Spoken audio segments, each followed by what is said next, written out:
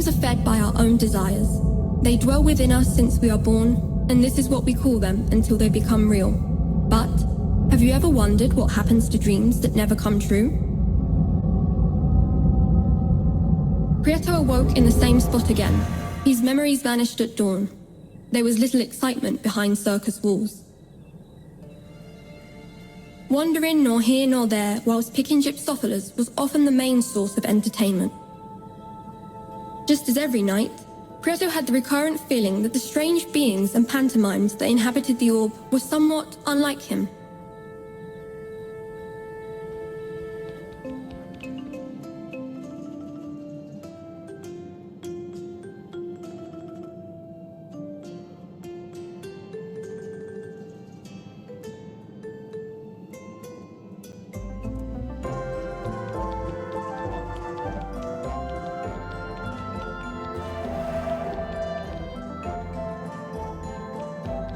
Clowns are said to hide sadness behind their disguise.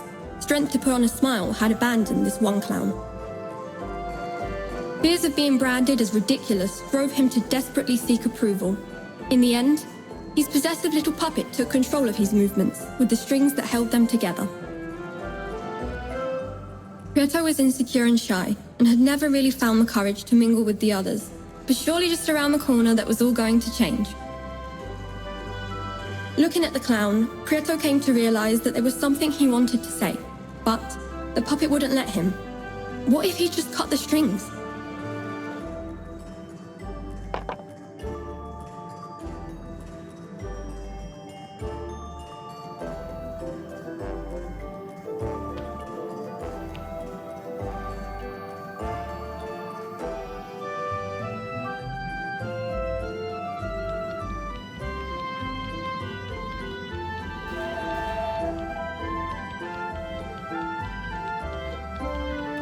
Prieto felt that the rest of the beings in the circus weren't like him.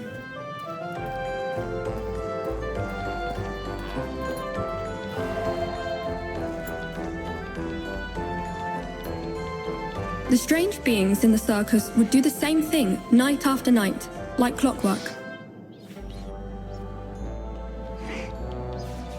While Prieto pondered over how to free the clown, he encountered greasy, obese Grand Mac, who, as he usually did, was milking his poor skinny cow.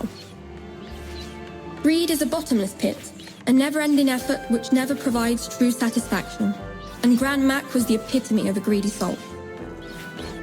He found utmost joy in storing all kinds of objects, for they were his most cherished treasure. He boasted to others about them and took displeasure in seeing them touched by hands that were not his own.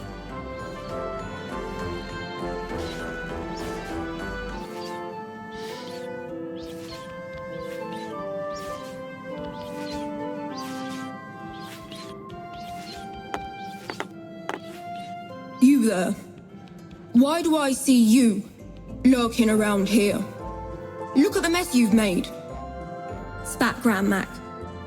Prieto, a little scared, dared not move. You are jealous of my wealth, are you not? Said Grand Mac. Prieto timidly glanced at Grand Mac's prized possessions. An old pair of scissors caught his eye. Two colleagues walking to a beat, big round eyes, and long, long feet, said Grand Mac. Prieto, eyes fixed on the scissors, did not utter a word. In view of this, Grand Mac said, Are you dumb, or you just cannot talk? Do you like my scissors? If you want them, you will have to give me something precious in return. Round like a saucer, unaffected by blows, and relentless bouncer.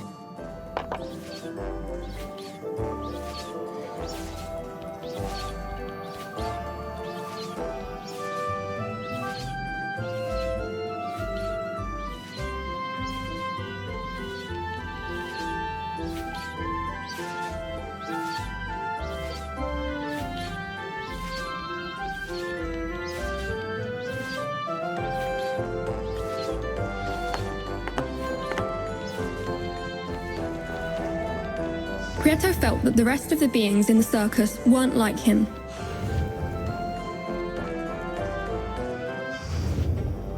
The strange beings in the circus would do the same thing night after night, like clockwork.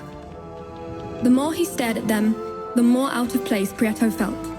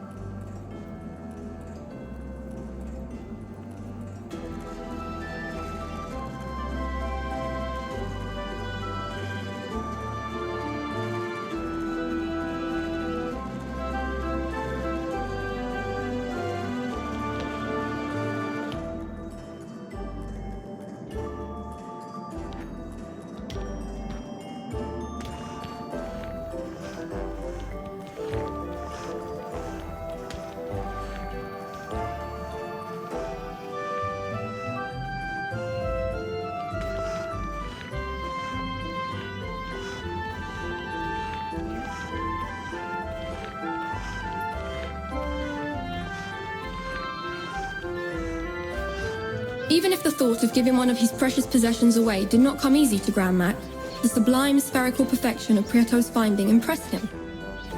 After some hesitation, Grand Mac decided on offering a truce. So it seems that you were not so dumb after all. You may have the scissors in exchange for the ball, he said. Silence is a hard argument to refute, and Prieto remained tight-lipped. Grand Mac handed over his precious scissors to Prieto, and then admired his newly acquired orbicular treasure.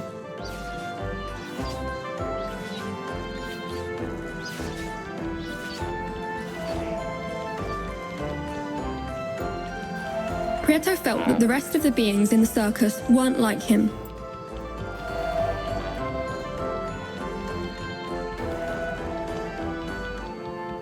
Prieto returned to the clown's house. Again, he had the feeling that the clown wished to share something important, but the puppet wouldn't let him.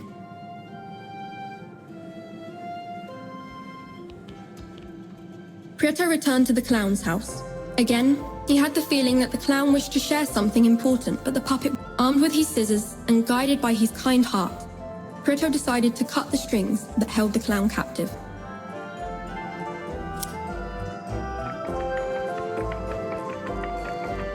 When he did, an enraged puppet stormed out of the circus walls, huffing in anger and leaving the door open while shouting, "Do not call it quits!"